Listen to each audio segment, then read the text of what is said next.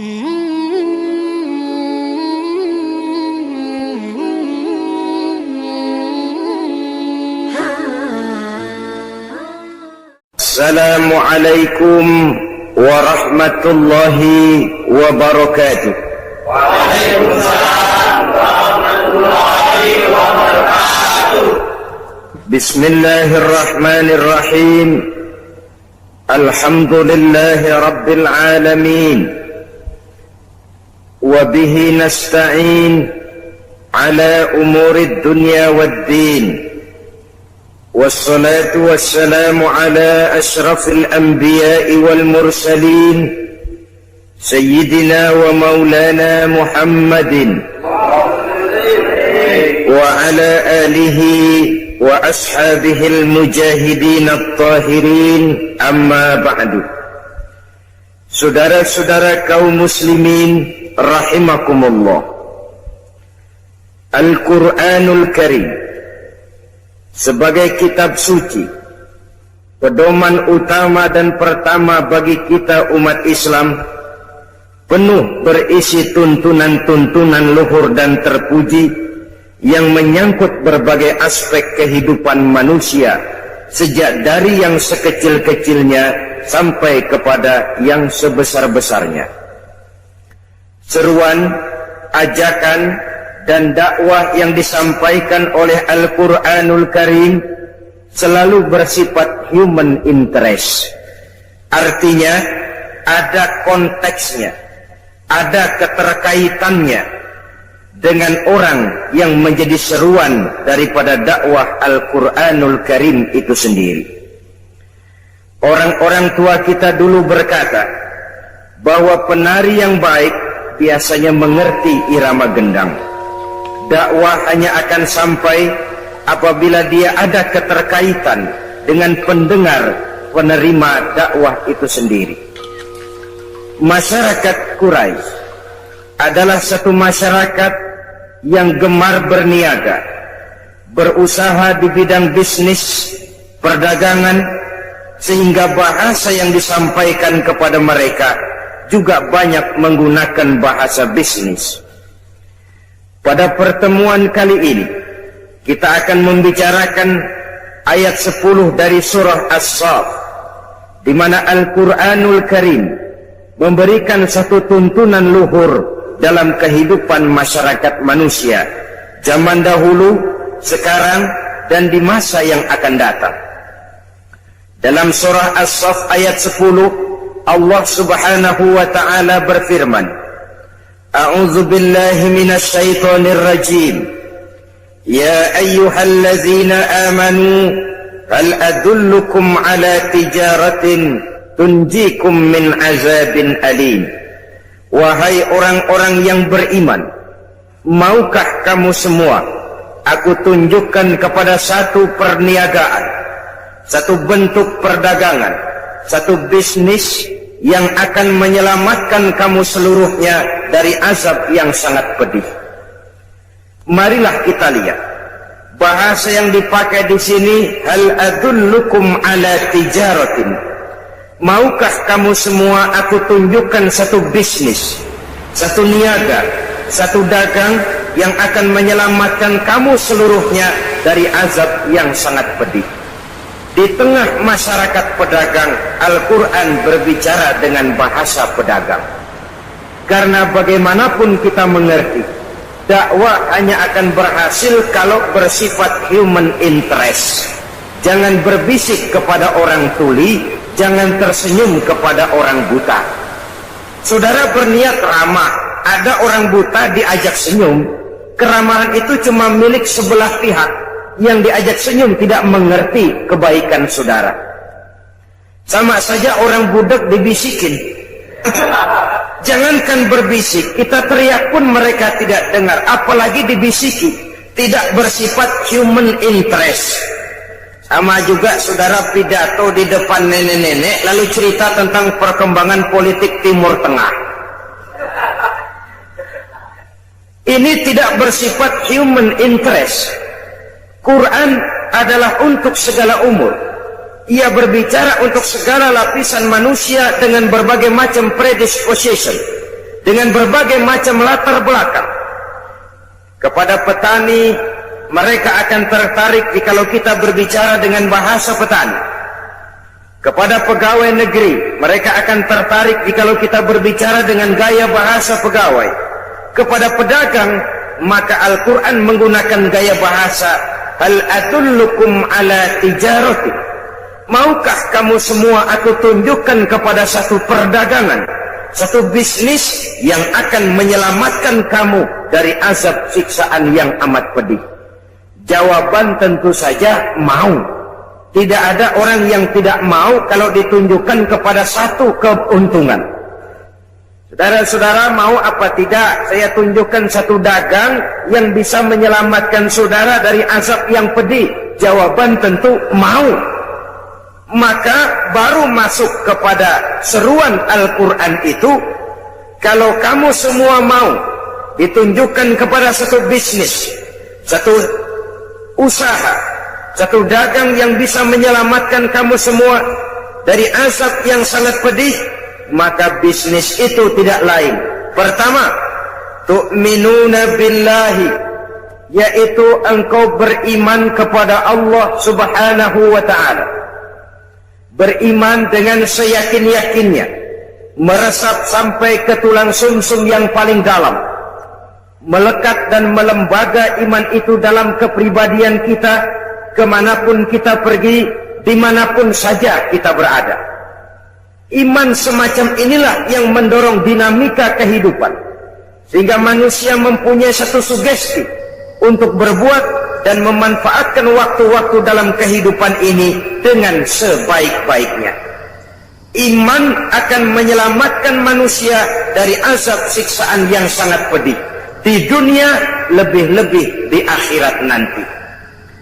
Saudara-saudara kaum muslimin rahimakumullah, yang saya maksud dengan iman yang melembaga, melekat dalam kepribadian kita, oleh karena saya melihat belakangan ini banyak kita yang nilai-nilai imannya nasibnya hanya sekedar jaga rumah, imannya cuma sekedar lipstick, decoration only. Dengan kata lain, iman kita sekarang sering ketinggalan di rumah. Pedagang dia mau ke pasar, iman ditaruh di bupet, dilepit. Jangan ikut ke pasar, man. Kalau kamu ikut ke pasar, timbangan saya nggak bisa curang, man. Anak muda malam minggu mau apel ke rumah si doi. Si doi apel, iman dia tinggal dibuntal di laci. Apel, man, jangan ikut, man. Lo kalau ikut gua nggak bisa macem-macem, man. Ketinggalan lah iman. Akibatnya timbulnya korupsi di kantor, terjadinya timbangan curang di pasar, karena iman ketinggalan di rumah. Terjadinya tabrakan pemuda dengan pemudi karena iman ketinggalan di rumah. Innalillahi, pemuda tabrakan sama pemudi. Kalau mobil tabrakan mobil, kita tahu penyoknya ke dalam. Ini pemuda tabrakan pemudi, penyoknya ke depan. Getok magicnya ada berabe itu.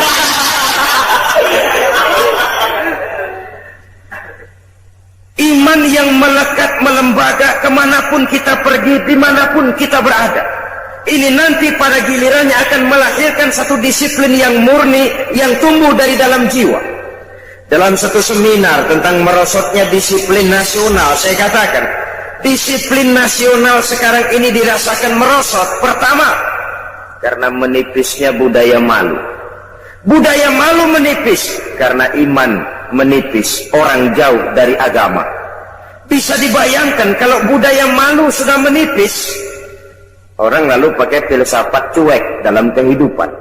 Mukanya diganti muka tembok, kupingnya ditukar kuping kebo, kulitnya diganti kulit badak. Bayangin kalau muka tembok, kuping kebo, kulit badak, diapain aja gak ada ngartinya, cuek aja. Yang kedua, merosotnya disiplin oleh karena kurangnya keteladanan. Bagaimanapun juga orang itu dididik, digembleng, ditatar, didoktrin, pada akhirnya dia tetap akan mencari bentuk. siapa yang harus kami contoh, Pak? Kami siap begini, kami siap begitu, kami mau ini dan itu, tapi siapa yang harus kami contoh, Pak? Keteladanan ini yang makin langka belakangan ini. Jadi oleh karenanya, iman menyelamatkan manusia dari kerugian dunia dan akhirat, dari azab yang sangat pedih, baik dalam kehidupan di dunia, lebih-lebih dalam kehidupan di akhir nanti. Iman yang melembaga, melekat dalam jiwa dan kepribadian kita, ikut dia kemanapun kita pergi, beserta kita dia kemanapun kita berada. Iman yang semacam inilah yang akan menyelamatkan manusia dari kerugian di dunia ini dan di akhirat nanti. Saudara-saudara kaum muslimin rahimakumullah, perjalanan untuk menumbuhkan sikap iman yang semacam ini tentu tidak mudah. Oleh sebab itu Al-Imam Al-Ghazali rahimahullah memberikan tuntunan bahwa upaya untuk melekatkan iman dalam hati kemanapun kita pergi, dimanapun kita berada, pertama harus ditanamkan lebih dahulu rasa cinta kepada Allah. Yang kedua, rasa malu kepada Allah. Dan yang ketiga, rasa takut kepada Allah subhanahu wa ta'ala. Cinta, malu, dan takut kepada Allah akan mematri nilai-nilai iman sampai ke tulang sumsum kita, dan kepada gilirannya kemudian mewarnai gerak kehidupan kita. Beriman kepada Allah itu dasar bisnis. Apapun saja, kalau sudah tidak dilandasi oleh nilai-nilai iman, kita bisa memahami kekuasaan apabila sudah lepas dari kontrol keimanan, cenderung membentuk Fir'aun kelas baru. Harta apabila sudah terlepas dari kontrol iman, biasanya akan cenderung melahirkan konglomerat kelas korun. Kecantikan tanpa didasari dengan keimanan biasanya akan sering lebih membawa bencana ketimbang manfaat. Ilmu pengetahuan apabila tidak didasari dengan iman akan melahirkan manusia-manusia kurang ajar yang semakin menjauhkan dirinya dari Allah subhanahu wa ta'ala. Apapun saja, kalau sudah tidak dilandasi dengan semangat keimanan ini, maka negatif hasilnya. Oleh sebab itu, jikalau kita ingin satu bisnis yang akan menyelamatkan kita dari azab yang sangat pedih, bisnis itu tidak lain kepada Allah. Nilai iman kita jaga baik-baik, tidak hanya sekedar untuk kita, tapi juga kita mampu mewariskannya kepada anak-anak kita, generasi yang akan datang. Orang-orang tua bijaksana yang diceritakan dalam Al-Quran, apabila mereka sudah berpikir tentang anak-anaknya, pertanyaan yang paling menggoda hati mereka tidak lain adalah ma ta'buduna min ba'di. Ini yang ditanyakan Nabi Yakub kepada anak-anaknya. Ini yang ditanyakan Nabi Ibrahim dan Nabi Ismail kepada putra-putranya. Ma ta'buduna min ba'di. Kalau ayahmu nanti tidak ada lagi, nak, apa yang akan kamu sembah? Kalau bapakmu sekarang masih mau iktikaf di masjid, masih melaksanakan rukuk dan sujud, masih mendirikan sholat. Kalau orang tuamu sudah tidak ada lagi nanti, nak, ma ta'buduna min ba'di, apa yang akan kamu sembah? Masih maukah kau iktikaf di masjid? Masih maukah kau rukuk dan sujud? Masihkah kau mendirikan sholat menyembah Allah? Ini pertanyaan yang menggoda orang-orang tua terdahulu. Kita orang tua di zaman sekarang, pertanyaan kita yang pertama kepada anak-anak kita bukan ma ta'buduna min ba'di. Yang kita tanya, ma ta'kuluna min ba'di. Kalau bapak lu nggak ada, nanti lu makan apa, tong? Perkara anak mau menyembah apa, itu nomor 18. Yang penting makan apa lu nanti. Oleh sebab itu selalu saya mengingatkan, kita boleh bersedih kalau anak tidak mengerti komputer. Kita boleh merasa rugi kalau anak tidak mengerti matematika. Kita boleh bersedih sebagai orang tua kalau anak buta bahasa Inggris misalnya. Tapi tahukah kita bahwa tidak ada satu kemalangan yang lebih malang selain daripada kalau kita mempunyai anak-anak yang jauh dari nilai-nilai iman. Alangkah hebatnya kalau anak-anak kita itu ahli komputer, imannya mantap, ahli matematika, akidahnya kuat, bahasa Inggrisnya fasih, keyakinannya teguh, otaknya boleh Jerman tapi hatinya tetap Mekah. Ada keseimbangan, punya stabilitas temperatur batin, sehingga dengan demikian jiwanya tidak lentur dan luntur, ia tidak kehilangan idealisme di tengah jalan. Beriman kepada Allah dengan sebenar-benarnya, meresap sampai ke tulang sumsum yang dibuktikan dengan amal perbuatan kita. Kalau sekedar beriman, sekedar berucap saja rasanya mudah. Sebab itu yang dikatakan iman yang sebenarnya itu ialah iqrarun bil lisan wa tasdiqun bil qalbi wa amalun bil arkan. Diucapkan dengan lidah, dibenarkan oleh hati, diamalkan oleh seluruh anggota badan. Maka nilai iman juga lalu bertingkat. Ada orang yang nilai imannya baru kepada tingkat iqrarun bil lisan, sekedar ucapan lidah, belum berakar ke hati. Iman yang begini nih yang kesenggol supermi 3 bungkus amburadul.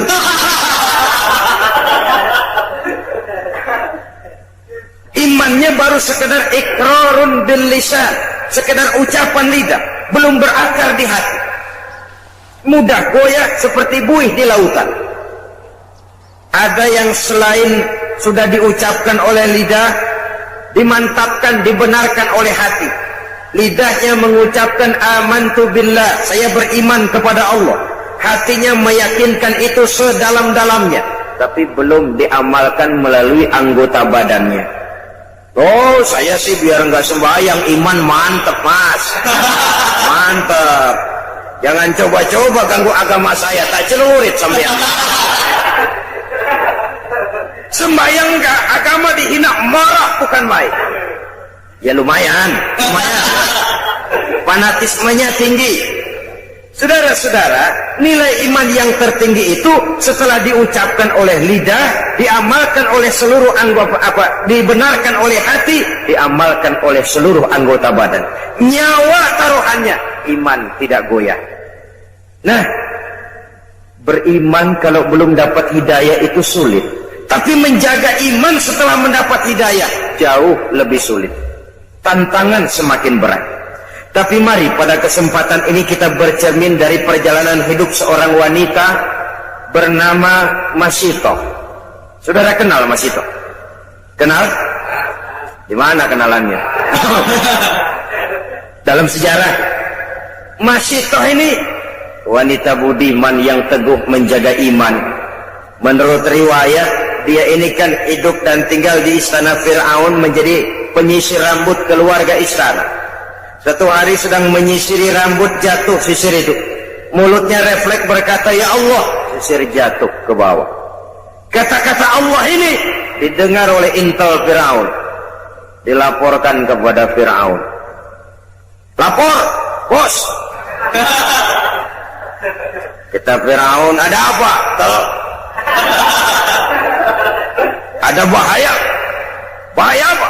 Ada orang menyebut-nyebut Allah. Ini kan bisa mengganggu stabilitas ketuhanan Tuhan ini.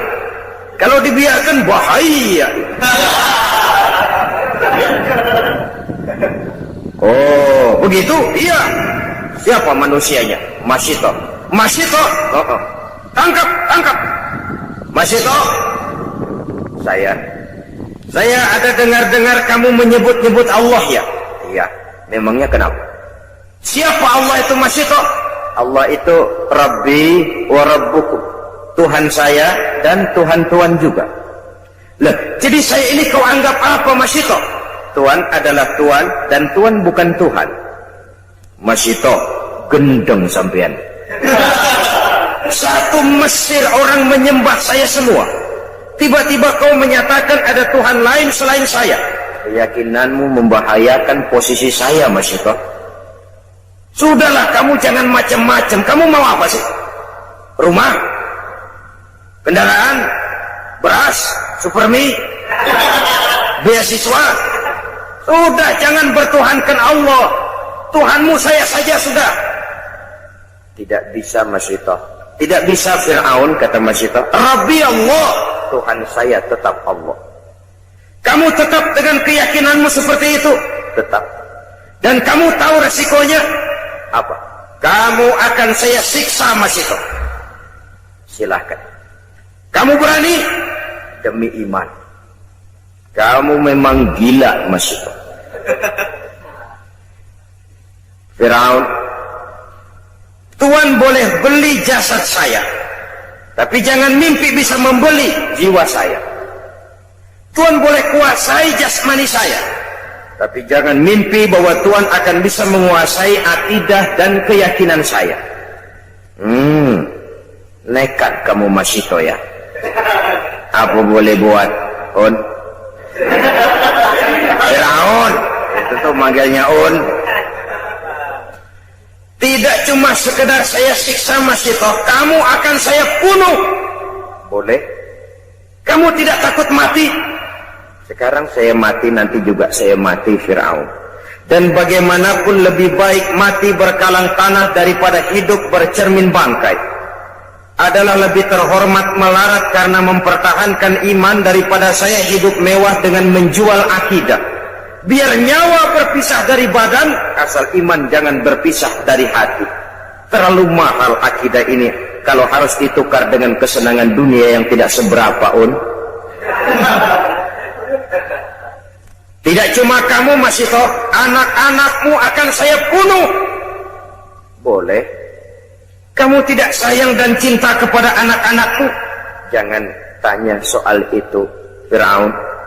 Saya ibu mereka yang melahirkan mereka dalam pilihan antara hidup dan mati. Saya besarkan mereka dengan untayan air mata, cucuran keringat, kadang genangan darah. Tidak ada ibu yang tidak cinta dan sayang kepada anaknya.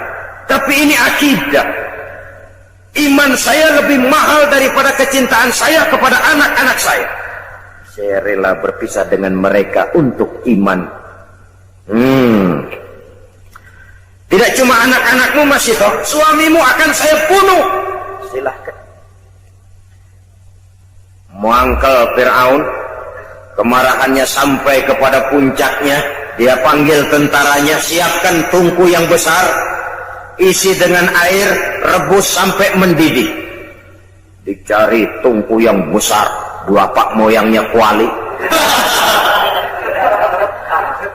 Lalu disiapkan kayu bakar, diisi tungku itu dengan air, direbus air ini. Beberapa lama kemudian air bergolak, menggelegak, panas. Nah, Masito, kamu lihat air sudah bergolak, menggelegak karena panas. Sudah. Kau dan anak-anakmu satu-satu akan saya masukkan ke air itu. Biar kamu tahu bagaimana tidak enaknya mati. Sudah, Tuhanmu tidak sanggup menolong kamu. Coba kamu nyembah saya, aman. Kamu tidak akan saya rebus. Firaun, sudah jangan banyak omong. Kalau kamu mau laksanakan, laksanakan saja. Jangan mimpi saya akan berubah akidah. Rabbi Allah, nyawa taruhannya. Tuhan saya tetap Allah. Mulai. Anaknya dulu. Masito, lihat, anakmu yang pertama akan saya mulai. Diangkat oleh Algojo, anak ini dimasukkan ke tungku yang berisi air mendidih. Bergolak air, masuk si anak ke dalam air, menggelepar, meregang nyawa. Masito dengan air mata berurai membasahi pipi, menyaksikan anaknya menggelepar menghadapi ajal. Selamat jalan nak, ibu sayang kepadamu, ibu cinta kepadamu nak. Tapi ini akidah, ini lebih mahal dari segalanya nak. Ibu ikhlas. Mudah-mudahan nanti kita bisa berkumpul di akhirat di bawah naungan ridho Allah. Kuatkan hatimu nak, jaga teguh iman, jangan menyembah Fir'aun. Gugur anak sebagai syahid. Anaknya yang kedua, ketiga dan selanjutnya, Masito sendiri sampai kemudian suaminya, seluruhnya gugur di air yang mendidih untuk mempertahankan iman. Kalau Masito, suaminya, anak-anaknya, nyawa taruhannya, nyawa mereka lepas dan iman tidak goyah. Adakah intan yang lebih mahal? Adakah mutiara yang lebih berharga selain daripada nilai-nilai iman ini? Tidak ada. Jikalau dia hancur, jikalau dia sudah tidak ada, apalagi yang bisa kita banggakan di dalam kehidupan. Sebab itu, satu kali la ilaha illallah. Mari kita pasang tekad sampai mati, sampai tetes darah yang paling penghabisan, tetap la ilaha illallah. Karena Islam kita hidup, untuk Islam kita berjuang, dan dalam Islam kita ingin kembali menghadap Allah Subhanahu wa ta'ala. Bisnis tidak akan membawa kerugian. Bisnis akan menyelamatkan manusia dari azab yang sangat pedih apabila diawali dan didasari dengan tu'minuna billah, beriman kepada Allah. Orang yang beriman kepada Allah, bergerak di bidang apapun dia, kegiatannya diwarnai oleh nilai-nilai imannya, lalu tidak terjebak kepada prinsip menghalalkan segala cara untuk mencapai satu tujuan. Tapi kalau sudah didasari oleh bukan dengan dasar iman, mafia yang akan lahir. Yang kuat mencaplok yang lemah, pengusaha kakap bukan lagi jadi bapak angkat, bapak asuh, tapi malah jadi pemeras dan menghabiskan pengusaha-pengusaha kecil. Yang pedagang kaki lima tetap tersaruk-saruk, sementara yang tinggi gunung diuruk, sumur digali. Itu namanya gunung diuruk, sumur digali. Gunung udah tinggi, diuruk. Sumur udah dalam, digali lagi, mungkin habis. Maka kita pun bersyukur bahwa salah satu upaya pemerintah kita adalah mewujudkan pemerataan di dalam pembangunan. Nah, pemerataan ini tentu bukan berarti bahwa manusia Indonesia ini tingkat ekonominya harus sama semua, tidak. Semua harus punya mobil, tidak. Semua harus tinggal di rumah gedung, tidak. Pemerataan itu artinya kalau yang kaya bisa semakin kaya. Kenapa? Yang miskin tidak bisa naik sedikit kaya. Menciptakan kesempatan untuk merubah keadaan. Bukan berarti manusia Indonesia standar ekonominya mesti sama semua. Quran pun mengatakan bahwa Allah melebihkan rezeki sebagian kamu di atas yang lain. Miskin, kaya itu romantika kehidupan. Tidak mungkin kemiskinan bisa dihilangkan, paling-paling dikurangi. Menciptakan pemerataan artinya mewujudkan kesempatan. Jikalau yang kaya bisa semakin kaya, kok yang miskin bisa, kenapa tidak bisa naik jadi sedikit kaya? Setidaknya dia punya kesempatan untuk maju. Saya pikir kalau setiap orang punya kesempatan, dia tentu akan bisa berbuat sebagaimana orang lain bisa. Cuma kesempatan. Dan kesempatan itu kadang-kadang ada tapi ditutup, ada tapi tidak disalurkan, ada tapi kadang-kadang jatuh ke tangan manusia yang tamak bin rakus alias raka. Sehingga dengan demikian maka kesempatan ini sulit untuk teralirkan kepada mereka yang memang memerlukannya. Saudara-saudara kaum muslimin rahimakumullah, dengan demikian maka apabila bisnis ini dilandasi dengan nilai-nilai iman, motivasinya tentu karena iman. Keuntungan yang didapat akan kembali untuk menyinari keimanan, sebagaimana yang dicontohkan misalnya oleh seorang sahabat Sayyidina Utsman ibni Affan radhiyallahu an, pengusaha tangguh, bisnis bidangnya, tapi keuntungannya jelas dialirkan buat kepentingan agama. Saudara-saudara kaum muslimin rahimakumullah, yang kedua setelah beriman kepada Allah juga wa rasulih, yaitu beriman kepada Rasul Allah. Beriman kepada Rasul tidak hanya sekedar percaya bahwa Allah telah mengutus Nabi Adam alaihi salam, bahwa Allah telah mengutus Nabi Nuh, bahwa Allah telah mengutus Nabi Ibrahim.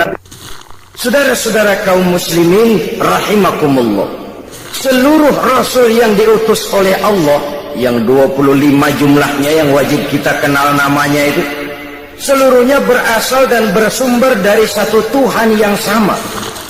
Maka ajaran yang mereka bawa tentang Tuhan pasti sama. Intinya pada kalimat la ilaha illallah. Nabi Nuh tentu beliau mengajarkan kepada umatnya la ilaha illallah, Nuh Rasulullah. Nabi Ibrahim tentu beliau mengajarkan kepada umatnya la ilaha illallah Ibrahim Rasulullah. Nabi Musa tentu mengajarkan kepada umatnya la ilaha illallah Musa Rasulullah. La ilaha illallahnya itu sama. Seluruh dari Rasul yang 25 sumbernya sama dari Allah. Maka ajaran mereka tentang Tuhan pasti sama. Jadi kalau ada Rasul yang mengajarkan bahwa ada Tuhan lain selain daripada Allah, jelas itu Rasul pabriknya lain. Udah kena assembling itu. Sepanjang sumbernya sama dari Allah Subhanahu wa ta'ala, ajarannya tentang Tuhan pasti sama. Tidak logik, tidak bisa diterima akal. Kalau Allah mengutus Nabi Nuh lalu bilang, Nuh, ajarkan kepada umatmu aku Esa. Diutus lagi Nabi Ibrahim, Ibrahim sampaikan kepada umatmu aku Dua. Diutus lagi Nabi Isa, Isa ajarkan kepada umatmu aku Tiga. Ini Tuhan macam apa ini? Tuhan tidak konsekuen. Kepada seluruh Rasul yang diutus Allah, misinya sama, prinsipnya la ilaha illallah. Kenapa Allah memerlukan mengutus Rasul? Apa tidak bisa Allah berhadapan langsung saja dengan manusia? Bisa. Tapi keterbatasan manusia itulah yang tidak memungkinkan manusia untuk secara langsung berhadapan dengan kebesaran Allah Subhanahu wa ta'ala. Maka dengan sifat rahmahnya Allah diutus para Rasul. Dari zaman ke zaman, prinsipnya membawa akidah dan syariat. Akidahnya sama, syariatnya yang berbeda, sesuai dengan situasi dan kondisi yang dihadapi oleh umat di mana Rasul diutus. Jadi tidak hanya cukup sekedar saya percaya bahwa Allah telah mengutus Nabi Nuh, Allah telah mengutus Musa, Ibrahim, Dawud, Sulaiman, Isa dan lain sebagainya, tapi mengikuti ajaran dan petunjuk Rasul yang diutus kepada kita. Sejak Nabi Muhammad sampai akhir zaman, petunjuk beliaulah yang berlaku. Jadi kalau kita hidup di zaman sekarang mengikuti syariat yang dibawa oleh Nabi Ibrahim, kedaluwarsa, terlambat. Mengikuti syariat yang dibawa Nabi Sulaiman, terlambat. Syariat itu betul, tapi hanya berlaku di zaman Nabi Sulaiman. Syariat yang dibawa Nabi Musa benar, hanya berlaku di zaman Nabi Musa, Nabi Sulaiman dan selanjutnya. Sedangkan sejak diutusnya Nabi kita sampai ke akhir zaman, syariat beliaulah yang berlaku. Saudara-saudara kaum muslimin rahimakumullah. Jadi percaya kepada Allah tanpa mempercayai Rasulnya itu sama juga meragukan Allah. Karena itu tidak bisa dipisahkan satu dengan lainnya. Beriman kepada Allah, beriman kepada para Rasulnya. Dan sudah disepakati menurut tuntunan Al-Quran bahwa Nabi kita Muhammad Sallallahu Alaihi Wasallam adalah Rasul terakhir yang diutus oleh Allah Subhanahu Wa Taala. Tidak ada lagi Rasul sesudah beliau. Maka di zaman sekarang, kalau ada orang mengaku jadi Rasul, biar bahasa Arabnya fasih, jenggotnya panjang, serbannya lebar, gamisnya kalah kalau Superman mah. Kalau dia ngaku jadi nabi, ngaku jadi rasul, kita umat Islam wajib untuk tidak percaya. Wajib untuk tidak percaya. Nah, ini kondisi dasar beriman kepada Allah dan Rasulnya. Sesudah itu, bisnis yang tidak membawa kerugian itu apa? Setelah beriman kepada Allah, beriman kepada Rasul dengan sepenuh keyakinan, tidak goyah walau nyawa taruhannya, tidak lentur dan luntur walaupun tubuh dicincang berkeping-keping, walaupun leher harus terjerat tali gantungan, iman tetap tangguh, setangguh batu karang di lautan, biar tiap hari diterjang ombak, dikikis gelombang, namun dia tegak tegar berdiri menyambut hantaman sang gelombang. Setelah itu, watujahiduna fi sabilillahi bi amwalikum wa anfusikum. Setelah beriman kepada Allah dan Rasulnya, engkau berjihad fi sabilillah, di jalan Allah, bi amwalikum wa anfusikum, dengan harta bendamu dan dengan dirimu, dengan jiwa dan ragamu. Saudara-saudara kaum muslimin rahimakumullah, iman dan jihad memang dua hal yang tidak bisa dipisahkan satu sama lain. Hanyalah jikalau kita beriman maka kita siap melaksanakan jihad. Jikalau kita akan turun berjihad harus dasarnya karena iman. Dan selama ini orang sering memberikan warna kelabu terhadap yang namanya jihad, sehingga timbul pengertian yang serem-serem. Dan ini memang tidak bisa disalahkan. Kaum orientalis, orang-orang asing yang mempelajari Islam dengan tujuan mencari kelemahan Islam, sering memberikan pengertian yang tidak benar kepada Islam. Dan ini sering ditelan oleh orang-orang yang mempelajari Islam melalui buku mereka. Umpamanya mereka menyebut Islam itu dengan Muhammadanism. Ini misalnya disponsori oleh Gibb dan kawan-kawan, profesor dari Harvard University, guru besar tentang Islam, tapi orang bukan Islam dia. Islam disebut Muhammadanism, ajaran Muhammad. Nah, sepintas sesungguhnya fungsi Nabi Muhammad dalam Islam hanya sekedar penyampai. Ialah kalau ajaran Bung Karno disebut Soekarnoisme, ajaran Lenin disebut Leninisme, ajarannya Karl Marx disebut Marxisme. Tapi kalau Islam disebut dengan Muhammadanisme, akan timbul kesan seolah-olah Islam adalah produk Nabi Muhammad, seolah-olah Islam adalah buatan bikinan Nabi kita. Padahal tidak, Nabi cuma sekedar penyampai. Nah, termasuk jihad. Gibb misalnya dan beberapa teman-temannya yang lain menyebut jihad itu dengan jihad is a holy war. Jihad adalah perang suci. Sehingga konotasi jihad selalu diidentikan dengan perang. Kesan yang timbul keras, kasar, brutal, teroris. Maka akibatnya tiap kali kita bicara soal jihad, orang a priori curiga, memandang kita dengan su'uzon. Aha, umat Islam sudah siap jihad, ngasah pedang, ngasah tombak, ngasah panah, siap bertempur ke medan perang. Bahwa perang untuk membela agama, bukan untuk memaksakan agama, merupakan bagian kecil saja dari jihad, ya. Tapi bahwa jihad bukan sekedar perang, itu harus dipahami. Jihad adalah mengeluarkan satu kemampuan maksimal untuk mencapai satu tujuan yang diridhoi oleh Allah Subhanahu wa ta'ala. Itu jihad namanya. Mengeluarkan kemampuan maksimal untuk mencapai satu tujuan yang diridhoi oleh Allah, itu jihad namanya. Bukan semata-mata perang, mencabut pedang maju ke medan perang. Mengatasi kemiskinan, mengatasi kebodohan, itu juga merupakan bagian daripada jihad. Tapi karena jihad selalu diadakan konotasi dengan perang, kesan yang timbul ya teroris, kasar, brutal, sadis. Dan itu memang sengaja ditiupkan oleh kaum orientalis, sebab mereka paling takut dengan semangat jihad daripada umat Islam ini. Oleh sebab itu, oleh karena iman dan jihad tidak bisa dipisahkan, pada kesempatan pertemuan ini saya ingin menukil apa yang dijelaskan oleh Al-Imam Al-Hafiz Zakiyuddin Abdul Azim Al-Munziri dalam kitabnya yang terkenal At-Targhib wa Tarhib. Beliau menjelaskan, inna asma darajatin fil jihad, sesungguhnya derajat jihad yang tertinggi dalam Islam.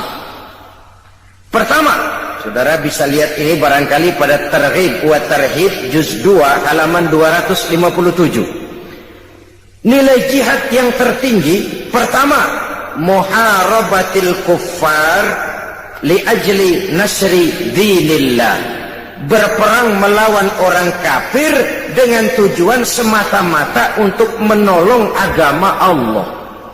Jadi menolong itu kan membela, bukan memaksakan agama, tapi untuk membela agama. Karena prinsipnya umat Islam tidak boleh mencari musuh, tapi tidak boleh lari kalau ketemu musuh. Musuh jangan dicari, ketemu jangan lari. Dalam Islam ada tuntunan tentang perang, bukan memaksakan keyakinan, tapi membela keyakinan. Pada saat agama dihina orang, pada saat agama disepelekan, pada saat umat dinistakan, di situ kita tampil.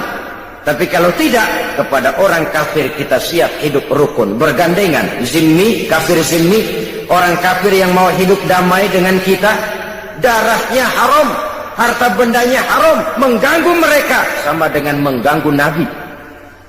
Islam agama damai. Tapi kalau agama dihina, agama dicaci maki, umat dinistakan, semangat jihad itu tampil maju ke medan perang kalau perlu, tapi tujuannya semata-mata bukan karena sentimen, tapi karena argumen.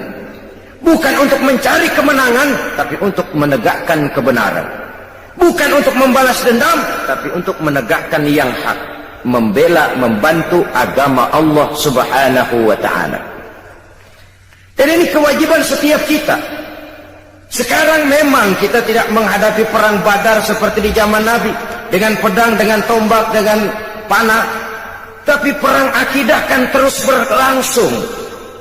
Kalau televisi punya acara berpacu dalam melodi, kita sekarang tidak berlebihan, sekarang ini berpacu dalam agama. Perang akidah. Jikalau kita kalah, ya kita sekarang masih beriman, berakidah, tapi generasi yang akan datang, wallahu a'lam. Semangat jihad tidak boleh lumpuh, semangat jihad tidak boleh lentur dan luntur, tetapi dengan batas-batas bahwa kafir itu jelas-jelas mengganggu kita. Dan itu pun tidak langsung dengan mengangkat senjata, sepanjang kita bisa peringatkan dengan lidah, mari peringatkan. Apalagi kita tinggal di satu negara hukum, tidak boleh main hakim sendiri, saling menghormati, menjaga kerukunan. Tidak boleh menyebarkan agama kepada orang yang memang sudah beragama. Walaupun dengan dalih sosial kemanusiaan, menolong orang-orang susah, tapi di belakangnya ada pamrih menyebarkan agama. Diplomasi semacam itu sebenarnya sudah kuno. Orang bersembunyi dengan topeng kemanusiaan tapi menyebarkan agama. Saudara-saudara kaum muslimin rahimakumullah, Islam sebagai agama Allah tidak mungkin hilang dari dunia. Tapi Allah tidak memberikan jaminan Islam akan kekal di negeri ini. Jikalau kita umat Islam di Indonesia tidak mau menjaga Islam ini, tidak mau berjuang dan berkorban untuk kepentingan Islam ini, tidak mau mewariskan Islam ini kepada anak-anak kita generasi yang akan datang. Jadi ini tingkat jihad yang tertinggi, muharabatul kuffar li ajli nasri dinillah. Berperang melawan orang kafir dengan tujuan membela, menolong agama Allah. Itu satu. Yang kedua, da'watun nasi ilal haq. Berdakwah kepada manusia, menyampaikan kebenaran, mengajak manusia kepada yang hak.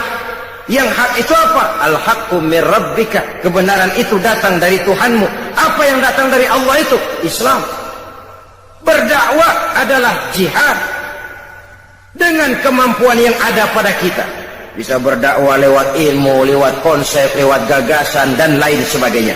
Da'watun nasi ilal haq, menyeru manusia, berdakwah kepada manusia, menyampaikan Islam, juga itu merupakan bagian dari jihad tertinggi kedua sesudah perang melawan orang kafir.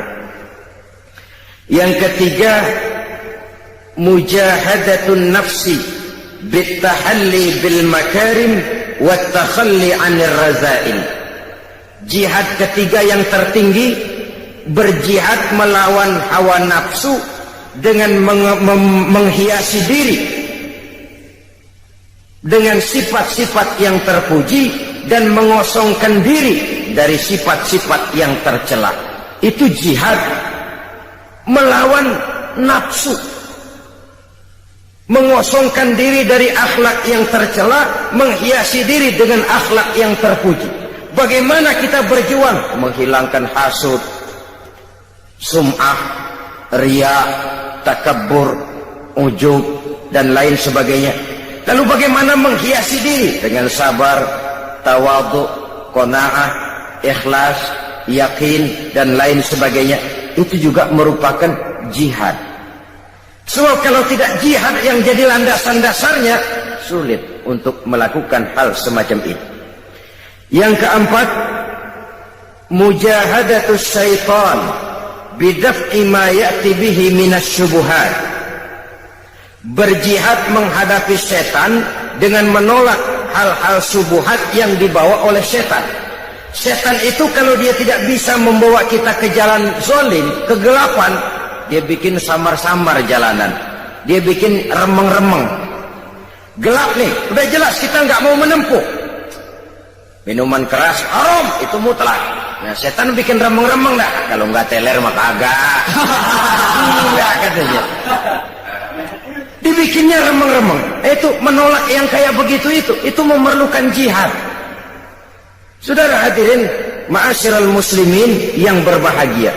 Kalau tidak bisa diyakini kita dengan jalan kegelapan yang sesat, dibikinnya kita remeng-remeng, samar-samar, sehingga akhirnya sulit lagi untuk membedakan antara yang ma'ruf dan yang munkar. Pada klimaksnya nanti oleh setan dibalik, yang ma'ruf dia jadi munkar, yang munkar jadi ma'ruf. Terjadilah penjungkiran nilai. Itu yang keempat. Yang kelima, tarku majalisi su'i, meninggalkan majelis yang jahat, meninggalkan lingkungan pergaulan yang jahat. Kita tahu lingkungan sangat besar pengaruhnya dalam ikut membentuk kepribadian manusia. Sehingga kata Syauqi dalam sebaik syairnya, man asyaral asrafa asa musyarrafan wa muasyiral anzali ghairu musyarrafin. Awalam taral jildal hakira muqabbalan bisagri lamma sara jildal mushaf. Siapa yang berteman dengan orang mulia, dia akan ikut menjadi mulia. Tapi siapa berteman dengan orang hina, dia tidak akan ikut menjadi mulia. Tidakkah kau lihat, kata Syauqi, betapa kulit kambing yang hina dicium orang ketika berteman dengan Quran. Kulit kambing itu rendah, hina. Kalau dia sendirian gak ada yang mau cium kulit kambing. Tapi begitu dia disamak jadi kantong Quran, orang pakai minyak wangi ke kulit kambing.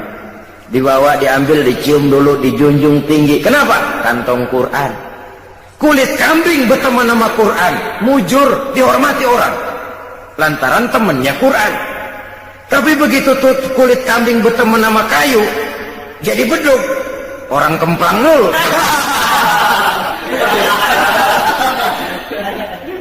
Subuh gelap-gelap orang kemplangin udah.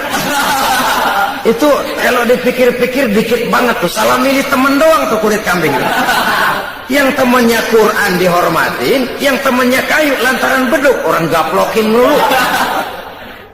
Jadi terutama adik-adik remaja, para pemuda, sebagai pemuda bergaul dengan siapa saja silakan bergaul, tapi harus punya filter. Namanya remaja tidak bergaul pun tidak baik. Ndelohom gelenggem di rumah, ngitungin kasok mulu. Bergaulah. Dengan bergaul nuansa pandangan wawasan terbuka. Dengan bergaul banyak yang kita serap dari pergaulan, tapi harus punya filter. Meninggalkan lingkungan pergaulan yang jahat. Dia kenal penjahat boleh untuk terhindar dari kejahatannya. Tapi jangan lupa kadang-kadang getahnya ngikut. Saudara hadirin yang saya hormati, jadi dengan demikian lingkungan pergaulan ini sangat besar pengaruhnya dalam ikut membentuk kepribadian manusia. Oleh karena itu, tarku majalisi su'i, meninggalkan lingkungan yang jahat, itu jihad, dan itu berat. Orang kalau ngadain kumpulan ngaji, seret banget, kayak narik bambu dari ujung. Kita getok rumahnya, ngajinya duluan dah.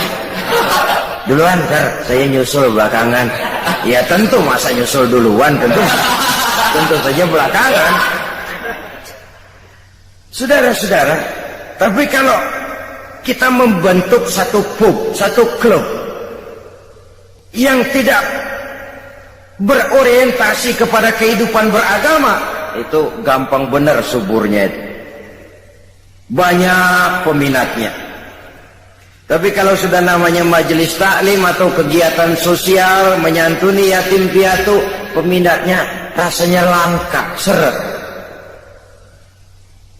Coba adakan pengajian. Kadang-kadang yang datang dari itu ke itu juga. Tapi begitu pengajian bikin piknik, 2016 yang dapat. Banyak bukan main. Ini kan apa yang disabdakan Nabi. Zuyina apa? Huffatil jannatu bil makarih wa huffatin naru bis syahawat. Bahwa surga dan jalan yang menuju ke surga dikelilingi oleh hal-hal yang tidak menyenangkan. Sebaliknya, neraka dan jalan yang mengarah kepada neraka diliputi dengan hal-hal yang sangat menyenangkan. Karena itu ini juga merupakan jihad. Meninggalkan lingkungan jahat. Sebab lingkungan yang jahat itu magnetnya kuat sekali. Dorongannya kuat sekali. Ya kadang-kadang karena gengsi, masa anak muda kayaknya nggak bisa teler, kayaknya kuno banget. Nah, yang sangat semacam ini lalu mencoba ikut-ikutan untuk ya menikmati, setidaknya pernah ngerasain teler begitu, nggak ketinggalan zaman.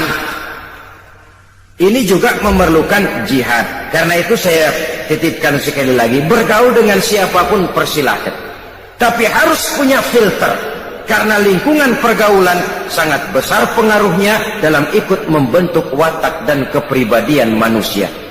Tidak mustahil orang yang lingkungannya baik-baik, tapi karena terpengaruh oleh pergaulan yang tidak baik, berubah jadi tidak baik. Di kampungnya mas santri, datang ke Jakarta pakai peci, sarungan, assalamualaikum, kena aja angin Jakarta, lepok. Celeng, saudara-saudara. Malum angin Jakarta ini panas. Jadi dengan demikian, yang kelima, meninggalkan lingkungan yang jahat. Yang keenam, yang masuk bagian daripada jihad itu, al-iqbalu 'alan nasihati wal 'amalu biha. Menerima nasihat dan mengamalkannya, itu juga jihad. Dan itu berat. Apalagi kalau nasihat itu kira-kira ngetok jidat kita. Itu berat loh nerimanya. Orang bilangin, kamu ini punya penyakit hasut. Kita memang punya penyakit itu, tapi kadang-kadang harga diri kita yang muncul. Tapi jadi gua lu bilang, tuan gua sama lu, tuaan katanya. Apalagi yang bilangin anak baru kemarin, lu ngasih tahu gua, lu sunat, gua yang mangkuk lo. Gengsi yang lalu timbul. Menerima nasihat dan mengamalkannya secara ikhlas itu berat. Karena itu mengakui kekurangan diri. Sehingga Nabi pesan apa? Tuba liman syaghalahu aibuhu an uyubin nas. Beruntunglah orang yang kekurangan pada dirinya menyebabkan dia sudah cukup sibuk sehingga tidak sempat mencari-cari kekurangan orang lain. Si Ano katanya, Ano enggak tahu ya, saya sibuk mikirin aib diri saya, lalu bagaimana saya tahu aib orang lain? Kadang-kadang kita ini terbalik, sibuk mencari aib kekurangan orang lain sampai lupa kepada aib kita sendiri. Nggak ada aib orang, malah kita cari, kita korek-korek. Siapa aja kita hubungin, gue denger si Ano. Udah dah, nyambung dah, kalau udah Ano juga Ano. Saudara-saudara kaum muslimin rahimakumullah. Jadi dengan demikian nasihat ini bisa datang dari orang lain, bisa datang dari diri kita sendiri, bisa datang dari semua yang kita lihat dalam kehidupan.